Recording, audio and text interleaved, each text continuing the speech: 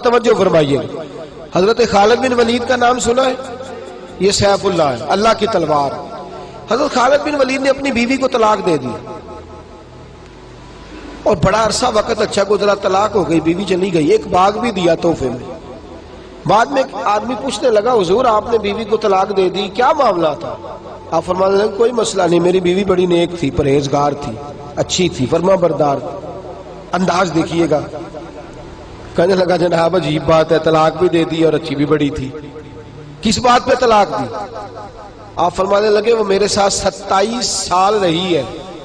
کتنے سال؟ اور میں انتظار کرتا رہا ہوں.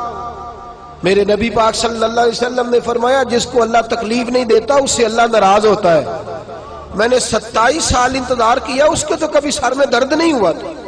تو آپ فرماتے ہیں میں نے اسے ایک باغ دے کے بھیج دیا اس کے میکے. میں نے کہا تیرے اوپر چونکہ آزمائش نہیں آتی تو کہیں ایسا نہ ہو اللہ تجھ سے ناراض ہے تو مجھ سے بھی ہو جائے. مانے لگے اس خیال میں نے اس کو بھیج دیا ہے کہ اس پہ تو تکلیف ہی کبھی نہیں آئی. ہمارے ہاں ذرا ذرا سی آزمائشیں ہیں اور لمبے چوڑے پہاڑ ہیں. اور ایک اور بات سن لیں، آزمائشوں میں جو جینا سیکھ جاتا ہے نا، رب کریم اسے درجے بھی بڑے ہی عطا فرماتا ہے. جس کا دنیا میں کوئی سہارا نہیں نہ بنتا پھر اسے خدا کی رحمت آگے بڑھ کے سہارا عطا فرماتی ہے. اپنی زندگی کے اندر آزمائش سے لڑنا، تکلیف سہنا، ذہن بنا لے تکلیفیں آئیں گی، آزمائشیں آئیں گی، بیماری آئیں گی، مجھے برداشت کریں. جس کے اندر برداشت ہے اس کا حوصلہ بہت بڑا ہے، اور جو برداشت سے آ رہی ہے وہ ختم ہو جائے. میرے رسول کریم صلی اللہ علیہ وسلم کی صحابیہ حضرت اسماء بنت ابی بکر صدیق، جناب صدیق اکبر رضی اللہ تعالی عنہ کی صاحبزادی ہیں، حضرت عائشہ کی بڑی بہن ہے. یہ وہی ہیں جو غار ثور میں میرے نبی کو کھانا پہنچایا کرتی. 90 سال سے زیادہ عمر ہوگی حضرت اسماء کی، اور ان کے صاحبزادے عبداللہ بن زبیر رضی اللہ تعالیٰ عنہ. 90 سال سے زیادہ عمر ہوگی اور ان کے صاحبزادے لڑائی کر رہے ہیں حجاج بن یوسف کے ساتھ. آنکھوں سے انہیں نظر نہیں آتا حضرت اسماء کو، بوڑھی ہو گئی. صاحبزادہ جہاد کر رہا ہے. حضرت عبداللہ بن زبیر اپنی والدہ کے پاس آئے اور آ کے کہنے لگے اماں میرے کچھ ساتھی بھاگ گئے ہیں، کچھ کمزور ہو گئے، حجاج کے ساتھ میرا مقابلہ ہے. والدہ بڑا کم نظر آتا ہے، پریشان ہے، 90 سال سے زیادہ عمر ہے. اور ماں گلی میں جھگڑا ہو رہا ہو تو بیٹے سے کہتی ہے بیٹے تو اندر آ جا جلدی سے، تو نہ بیچ میں حصہ لے لے. والدہ سے آ کے پوچھتے ہیں اماں میں کیا کروں، حجاج کے خلاف لڑ رہا ہوں، بہت سارے ساتھی کچھ چلے گئے ہیں ڈر کے، کچھ جو ہیں وہ کمزور پڑ گئے، کچھ نے وہ بزدل نہیں ہے، وہ کمزور نہیں، لیکن انہوں نے حکمت سمجھی ہے تھوڑی دیر کے لیے چلا جانا. ماں کہنے لگی بیٹے پہلے تو یہ بتا کہ تو حق پہ ہے کہ نہیں، دولت کے لیے تو نہیں لڑ رہا، اقتدار کے لیے تو نہیں لڑ رہا. کہنے لگے اماں قسم اللہ کی عزت کی میں حق پہ ہوں، میں فکر امام حسین کا وارث ہوں، میں ظالموں سے لڑ رہا ہوں. تو ماں کہنے لگی بیٹے جا. پھر والدہ کہنے لگی جا میرا بیٹا اور جا کے اس کے ساتھ لڑائی کر، اگر تو فتح یاب ہو گیا تو میں شکر ادا کروں گی، اور اگر تو شہید ہو گیا تو میں قیامت میں تیرے اوپر فخر کروں گی.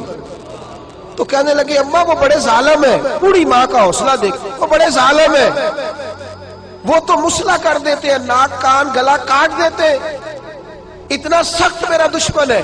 والدہ کہہ رہی ہے بیٹے سے، 90 سال کی بوڑھی اماں کہتی ہے بیٹا بکری کو ذبح ہوتے وقت تکلیف ہوتی ہے، کھال اترتے وقت تکلیف نہیں ہوتی.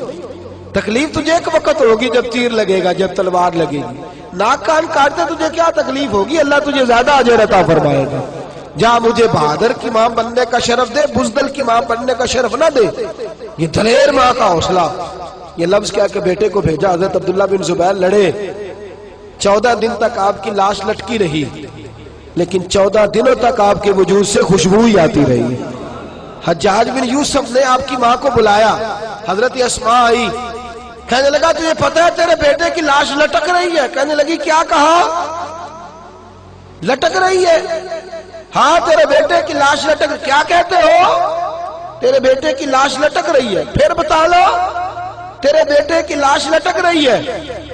تو آپ فرمانے لگی شکر ہے اللہ کا، میرے بیٹے کی لاش لٹک رہی ہے، کہیں جھکی ہوئی تو نہیں ہے نا، کسی ظالم کے آگے جھک تو نہیں نہ گئی، کہیں اس نے گلا کٹایا ہے کہیں جھکایا تو نہیں نا, شکر ہے میں اللہ تعالیٰ کا.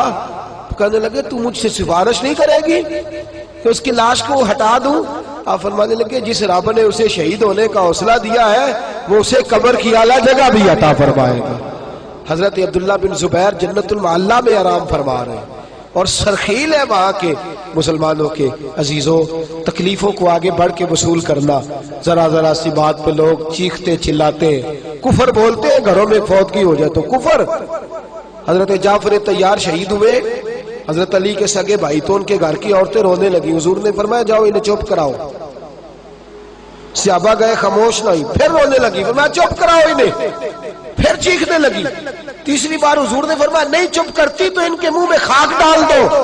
انہیں پتہ نہیں جو بیان کرے, سر پھاڑے اور اپنے چہرے پر اپنے ہاتھ مارے وہ تو میری امت میں شامل ہی نہیں ہے, تو میری امت میں شامل ہی نہیں. میرے عزیزوں, شریعت اسلامیہ حوصلے کی بات کرتی ہے, صبر کی بات کرتی ہے. گھروں کے اندر ذرا ذرا سی بات پہ بے صبری کرنا, ذرا دو چار جملے بھی ہم ہضم نہیں کر سکتے, ایک بے رخی بھی ہم ہضم نہیں کر سکتے, تھوڑی دیر کے لیے بھی کوئی آنے والی تکلیف ہم برداشت نہیں کرتے.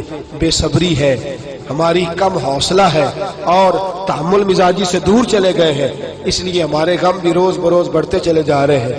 رب کائنات کی بارگاہ میں یہ التجا کیا کرے اللہ ہمیں حوصلے عطا فرمائے, اور ساتھ رب کریم ہمارے اوپر وہ والا فضل فرمائے اس طرح وہ اپنے نیک بندوں پر فضل فرماتا ہے. اور اللہ ہمیں حوصلے اور صبر کے ساتھ زندگی کے ایام گزارنے کی توفیق عطا فرمائے. ہمیشہ مدحت خیر الانام میں گزرے.